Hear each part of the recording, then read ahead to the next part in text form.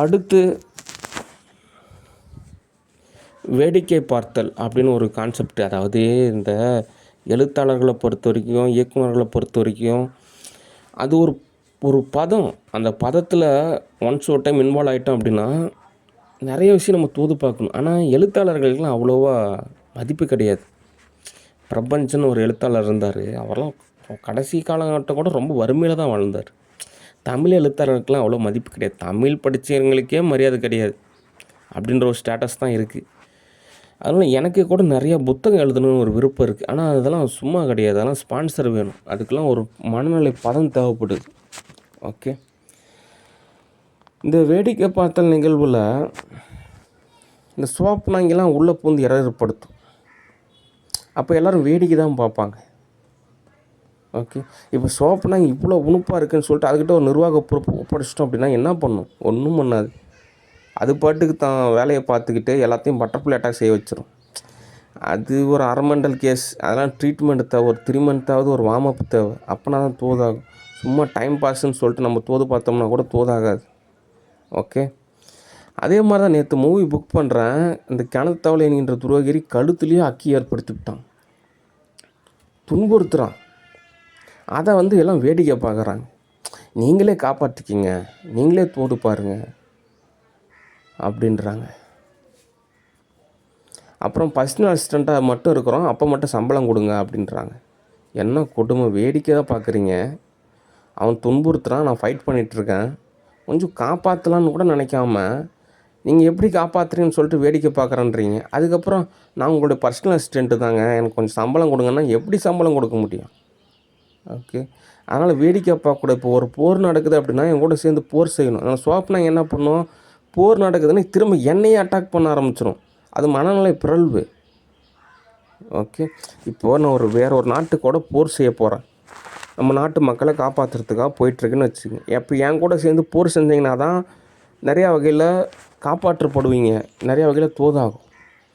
இப்போ என் கூட சேர்ந்து போர் செய்யலை, நான் மட்டும் தனியாக போர் செய்கிறேன் அப்படின்னா எப்படி தோதாகும்? ஓகே, ஒருவேளை நான் ஜெயித்தாலுமே கெமிஸ்ட்ரி உடஞ்சி போயிடும்.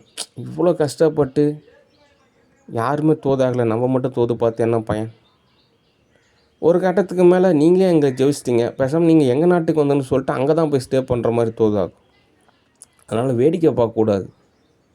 ஓகே, ஓரளவு பாதுகாப்பு கொடுக்கணும், அப்போ தான் தோதாகும். அப்போ இந்த கிணத்து தவளைன்ற துரோகரிக்கும் திராவிட முன்னேற்ற கழகத்துக்கு தான் சம்மந்தம் இருக்குது. அப்படிலாம் ஒன்றுமே கிடையாது. அது நான் தான் வள்ளுவர் மூவி புக் பண்ணி கொடுத்தேன். அதுக்கப்புறம் அந்த மூவி புக் பண்ணி கொடுத்ததுக்கப்புறம் அவருக்கு ரொம்ப மிகப்பெரிய ஒரு திகைப்பாயிருச்சு.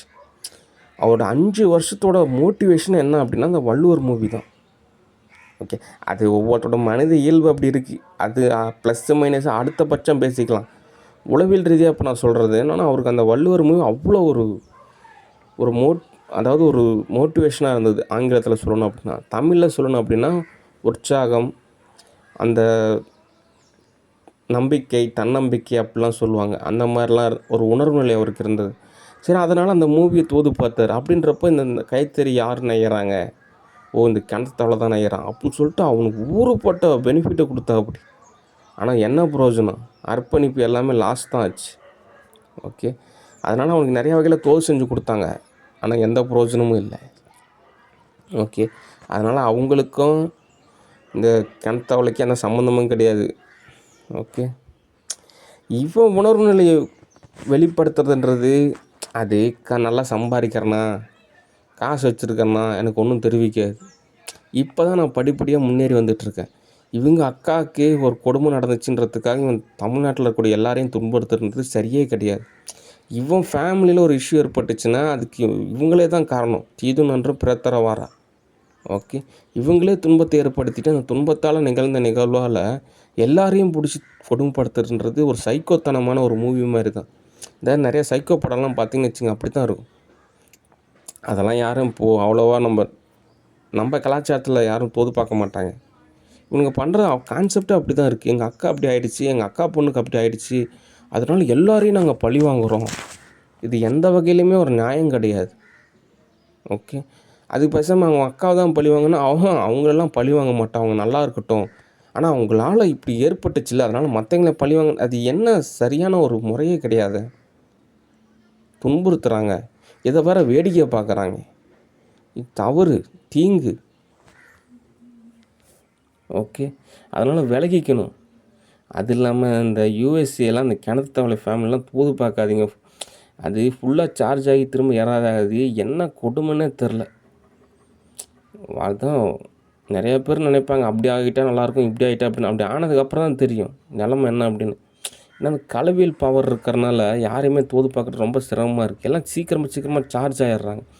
அது அந்த காலத்தில் இந்த ரிஷி, யோகி, ஞானியெல்லாம் தியானம் பண்ணிகிட்ருக்கிறப்போ, அல்லது ஏன் இல்லறத்தை அவங்க தூது பார்க்கல அப்படின்னா, ஏன் நிராகரித்தாங்க? ஏன் ஒரு கட்டத்தில் ஓரளவு எதிர்மறையாக கூட சொன்னாங்க, இல்லறெல்லாம் வேண்டாம். ஏன் சொன்னாங்க அப்படின்னா, அவங்க தியானம் பண்ணிகிட்ருக்கிறப்ப பவர் இருக்குதுன்னு வச்சுங்க, அந்த நிலைப்பாடானது மிஸ் ஆகிடும். அது யார் கூட அவங்க புணர்றாங்களோ அவங்களுக்கு அந்த பவர் போகிறதுக்கான நிறைய சான்சஸ் இருக்கிறனால தான் அவங்க முடிஞ்ச அளவுக்கு விலகியே வாழ்ந்தாங்க. ஓகே, அந்த வகையில் இப்போ யதார்த்த நிலையை ஈஸியாக சார்ஜ் ஆகிடுறாங்களா, அந்த சார்ஜில் இந்த கிணத்தலையும் சார்ஜ் ஆகி பயங்கரமாக துன்புறுத்த ஆரம்பிச்சிட்றான். இது எப்படிங்க தோதாகிற மாதிரி ஒரு நிலையாக இருக்குது அப்படின்னா, அதாவது இது எது அது அப்படின்றலாம் தமிழில் இருக்கக்கூடிய ஒரு வார்த்தை தான். ஓகே, இருந்தாலும் எல்லாமே ஒரு சேவாதார நிலையில், அதாவது மனித நிலையோட ஒரு உயர்வு நிலை. ஓகே, இப்போது ஒரு ரோட்டில் போயிட்டுருக்கோம். ஆரம்ப காலகட்டத்தில் அந்த ரோட்டில் வெறும் மலைப்பகுதி, நடக்கிறதுக்கே ரொம்ப சிரமம். ஒரு சில பேர் வந்தாங்க, அவங்க ஓரளவு பாதை அமைச்சாங்க. ஒரு சில பேர் வந்தாங்க, இன்னும் ஓரளவு நல்லா பாதை அமைச்சாங்க. ஒரு சில பேர் வந்தாங்க, ரோடே போட்டாங்க. ஒரு சில பேர் வந்தாங்க, இன்னும் எல்லா வசதியும் அமைச்சு கொடுத்தாங்க. இப்போ காரில் போகிறோம், ஓரளவு எல்லாமே தூதாக இருக்குது. அந்த மாதிரி கான்செப்ட்டு தான். ஓகே, அதனால் சரியான நபர்கள் கூட தான் பேசணும், பழகணும் அப்படின்றது தான் எனக்கு ஓரளவு பாதுகாப்பாக இருக்குது. ஓகே, அதுதான் யதார்த்தமான ஒரு உண்மையாகவும் இருக்குது. ஏன்னா எனக்கும் ஒரு பாதுகாப்பு தேவைப்படுது. ஓகே, அதனால் யூஎஸ்ஏ பொறுத்த வரைக்கும் அந்த கிணத்து தவளை என்கின்ற துரோக ஏரியை விட்டுருங்க. ஓகே, அது அவங்களையே பொறுத்த வரைக்குமே அவங்க ஒரு கிறிஸ்டினாக இருந்தாலுமே, அது காட்ஃபாதர் படத்தில் வர மாதிரி ஒரு டைலாக் தான். ஒரு கல்லானது எத்தனை வருஷம் தண்ணிக்குள்ளே இருந்தாலும் அந்த கல்லுக்குள்ளே அந்த தண்ணி போயிருக்காது. அந்த மாதிரி இவங்க கிறிஸ்துவ நாடாக இருந்தாலுமே கிறிஸ்துவம் அப்படின்றது இவங்களுக்கு புரியல. ஓகே, அதனால் திரும்ப துன்புறுத்துகிறாங்க. அதனால் அந்த கிணத்தவளை என்கின்ற துரோகி எறிய விட்டுருங்க. ஓகே, சரி, அடுத்த தகவல். யூஎஸ்ஏ சார்பாக கமலா ஹாரிஸை அலோவ் பண்ணாதீங்க, நானே தூதகாரப்போ கூப்பிடுவேன். ஓகே, சரி, அடுத்த தகவல். கம்பெனியை பொறுத்த வரைக்கும் சில வீடியோஸ் நம்ம அப்லோட் பண்ணலாம், பொறுமையாக தான் அப்லோட் பண்ணணும். சரி, அடுத்த தகவல். இப்போதைக்கு நமக்கு தோதான நபராக இருக்கக்கூடிய ஜோசப் விஜய் அவர்களே, எனக்கு காசு தேவை, வீடு தேவை, வசதி தேவை, அப்படின்னா தான் எனக்கு தோதாகும். புரட்சி, சமூக சீர்திருத்தம், சமூக ஆர்வலர் அப்படின்றலாம் அப்போ தோதாகும். இப்போல்லாம் அப்படிலாம் கிடையாது. இப்போல்லாம் 2K கிட்ஸ் கான்செப்ட் மாதிரி. ஓகே, நமக்கு நிறையா வகையில் தோது பார்க்கணும். ஓகே, அதனால் எனக்கு தேவையான காசை மட்டும் தோது செஞ்சிட்டிங்கன்னா, உங்களுக்கு என்ன தேவையோ அதை நான் தோது செஞ்சு தருவேன். ஓகே, சரி,